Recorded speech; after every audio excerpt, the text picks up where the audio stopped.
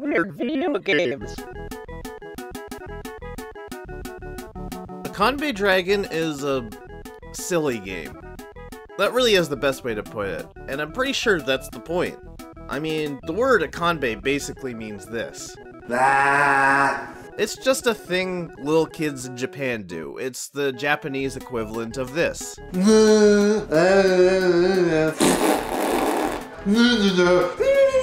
So right away, you know this isn't a game meant to be taken too seriously.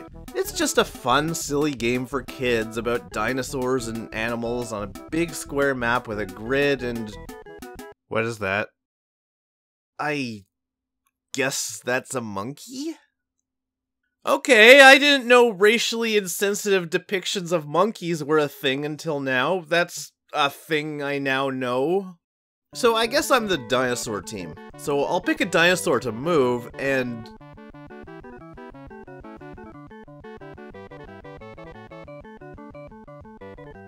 Porn. This character is called Porn. Hold on, am I playing a porn game again? This is what all those PSAs in the 80s should have been warning me about. I've never had a kid peer pressure me into inhaling a mound of crank, but this is probably the 6th time a video game tricked me into playing porn. I definitely wasn't prepared for this in a children's game about dragons that blow raspberries at minstrel monkeys. The game is actually kind of similar to Archon, a game that crosses chess with hitting your friend in the back of the head with giant rocks. In both games, 2 players move a bunch of characters around a board, and if one lands on an opponent, the 2 have a battle. So here I am shooting fireballs that look like swastikas. And if you're new here, this is startlingly not the first time I found myself saying that. At some kind of bird carrying a rocket launcher? Or is it a crossbow? It's shooting arrows or something. And that's the only clue that it's not just clutching a Nimbus 2000. Oh my goodness, this is everything I ever wanted this to be. Win a game! Now, I compared this to Archon, but while Archon is played on a chess-like checkerboard, the characters are more varied and have more complex moves than chess pieces, whereas Akanbe Dragon is on a map with terrain tiles, but the characters move in L shapes like a knight, diagonally like a bishop, and this one can move in any direction like a queen. They're even called Knight, Queen, and Bishop. I guess Roke is supposed to mean rook, and oh man, that's why it says porn. It means pawn. It mistranslated pawn to porn. That is amazing. All the characters have their own unique attacks. The monkey throws boomerangs, whereas my blue thing shoots a stupid fireball that doesn't hit anything, so I die. Defeat a game. Likewise, my Plesiosaurus shoots Pac-Mans. This all makes a ton of thematic sense, trust me. How else are you gonna deal with an elephant that launches its gross, wiggling, flashing trunk at you than with a barrage of Pac-Mans? Look at that elephant butt. Oddly enough, my queen, which is supposed to be my best piece, is actually my worst character. Look at this, incredibly low health, can only fire 1 fireball at a time, which moves really slowly across the screen. Oh yeah, and I apparently turn into Evel Knievel for a split second every time I shoot. This easily makes the queen the best choice to take on a gorilla in a Hawaiian shirt with a bazooka. In a similar vein, Okay, I have no idea what this dinosaur is. Utah raptor, this thing. Or is this just a squirrel? I don't know. Whatever. In any case, it puts on a tracksuit or superhero suit. The symbol on his chest could be anything from planet Earth to a Sigma symbol, and I don't know which best fits the theme of shooting multicolored balls like a wave beam at a bipedal zebra. And when it's defeated, it turns into a nurse? Or what's that on its head? A tiara? Panties? Or I guess most likely it's that thing that Japanese ghosts always wear. So I think we can reasonably and scientifically conclude this is a ghost dinosaur squirrel that fires photonic gumballs and spirals. And of course, the absolute best is my Triceratops Bishop.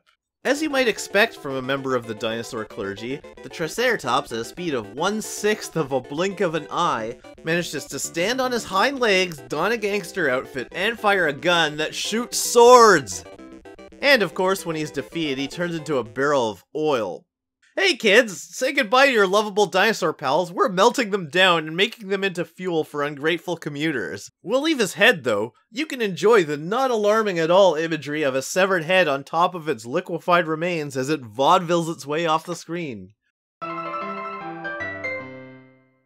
When it's finally time for the showdown with the boss, the terrain transforms into some kind of a high-tech facility.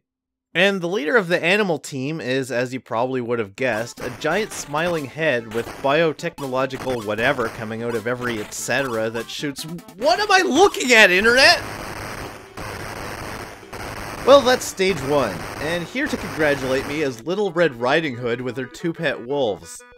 At this point, I'm one Chewbacca away from being convinced this game was designed by Japanese men throwing darts at a gigantic list of nouns. What did she say? There's a ton of these sound samples, and they're so compressed, not one of them sounds like real words in English or Japanese. And I know because I asked people who speak Japanese, and they're as clueless as I am.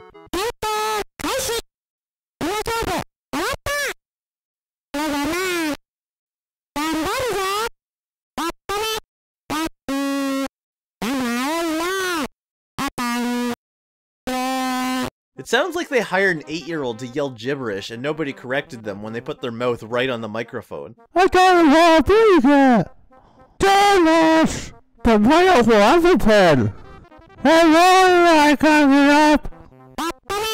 That's if you win, anyway. If you lose... Is that Japanese Moses? Let my people go! Stage 2 is similar, except now we're in the desert and we're fighting different types of bugs. The queen is a bee. Oh, I get it. We also have beetles, ladybugs, whatever this thing is, grasshoppers that chuck axes at you, and finally the boss, which is— What?! This is like something I drew to intentionally look stupid. Be ye silent and kneel in reverence to his majesty, the king of bugs. Blah! I mean, I guess I could see this being the face of an eccentric recluse who collects and trains insects to do his bidding. If he had coral implanted in his head and his hair was jello. Let's go with that explanation. Stage 3. Now I'm fighting Japanese spirits.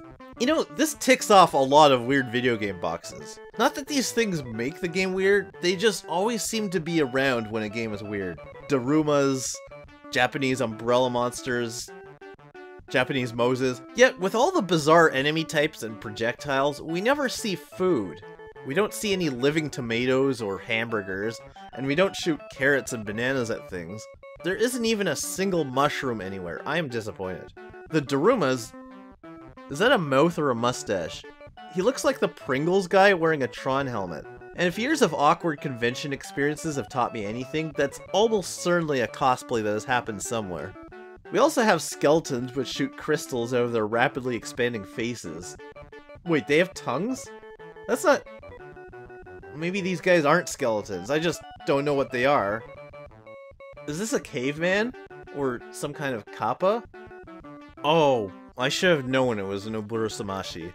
That's like classic weeaboo rookie mistake. I'll turn in my katana and Pocky now. Oh, and this happy little guy is a Nopperabo. They're just ghosts that have no faces.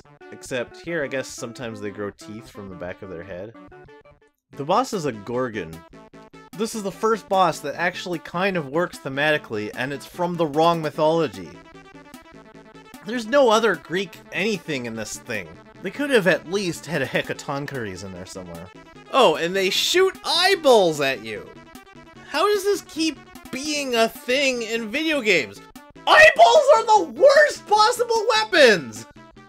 Okay, now we're in the Ice Age, and we're fighting all aquatic creatures. This is kind of wrong, though, because, like usual, all the opponents specialize in different terrain types, but only one of these different types of marine life specializes in water. Can you guess? Go ahead and throw out a guess. That's right, it's the squid. Not the sunfish. The sunfish takes a penalty in water, and its stats are the highest if you fight in the open plain, because, I could see how the crab might be better on land, but the octopus isn't suited for water either. And the game doesn't tell you any of this. I guess you're just going to have to intuit on your own that a squid, but not an octopus, is best in water. The octopus prefers the forest.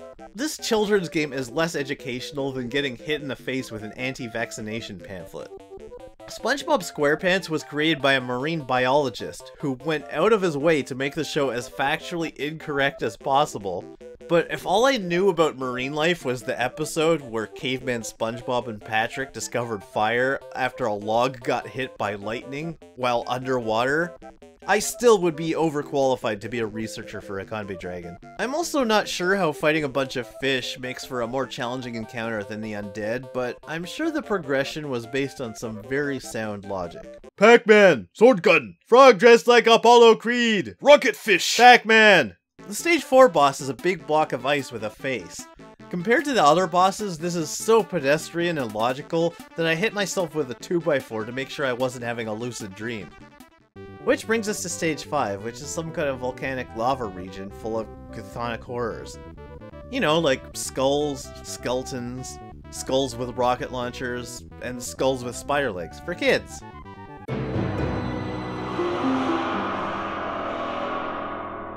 I don't know what's better, the skull with the upside down cross crying, or the skull that flips you off when it loses. Either one is a distant second to the dude in the Speedo. Speedo demon! I'm not entirely convinced this is for kids anymore, but I mean, this is Japan. Maybe they're a little more tolerant about subjecting small children to horror imagery, obscene gestures, cartoon heroes getting pulped into petroleum, and porn. And of course, for a final boss of a game about a dragon going you can't get more quixotic than a giant flying skull hollowed out by writhing snakes. No, wait, I'm wrong. Those aren't snakes, they're little baby legs? Why is that worse? Why is that worse?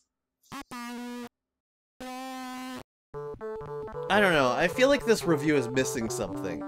Come to think of it, I've been kind of ignoring my usual format and haven't been trying to figure out what the overarching story is here. Probably for the same reason I wouldn't try to extract a story out of chess, a breakout game, a puzzle game, or Southland Tales. It's too abstract, and attempts to extract a story just kind of leave you with more questions. But there's kind of something going on here. These aren't just geometrical shapes moving around, there's character design and locales and some kind of war. There's a story in here somewhere. I could try to interpret this metaphorically as being about loss of innocence or some such drivel, but when you get into allegorical crap like that, you can literally interpret anything as anything with zero effort, and that's how you end up with an artist taking a dump on a Fabergé egg, calling it Midnight Turmoil, and selling it for $16 million to the Pope. No, we're gonna look at this narratively, and figure out what we can see with our actual senses in as straightforward manner as possible. We have a group of dinosaurs, 2 of which have wings, but only one of them flies. For one reason or another, they fight a series of creatures as they travel from one realm to another. I can maybe imagine they're slowly progressing through the ages, advancing their way through the Ice Age, and then ending up in the end times. Which might make sense, except I'm not clear on why prehistoric lizard priests have gangster suits and sword guns prior to the Cenozoic era. Or how there are futuristic computer facilities housing biological horrors. Let alone how a Leviathan spawns multiple Pac-Mans from his face. Is he just spitting out his lunch? Does he subsist on a steady diet of Pac-Mans, but then is able to let them loose at a moment's notice? Or does he, when threatened, bring a Pac-Man into existence by force of will? I know you're thinking this is just a senseless joke and there's no way the developers put that kind of thought into it, but what exactly were they thinking? There had to be some reason why they decided to make it a Pac-Man projectile.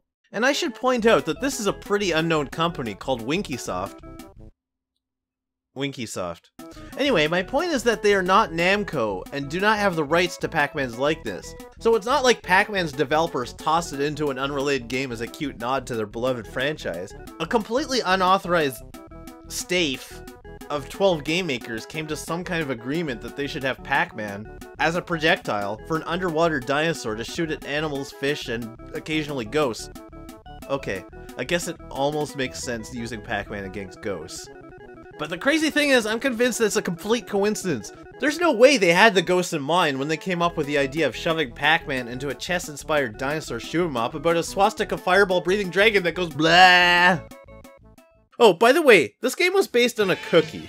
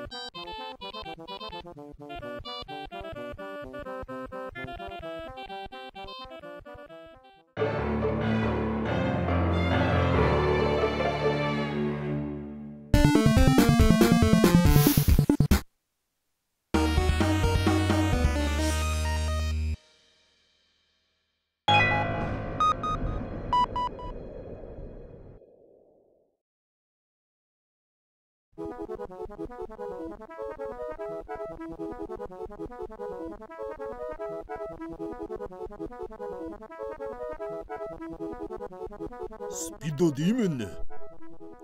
Speedo Demon.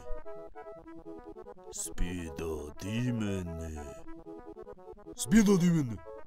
Speedo Demon. Speedo Demon.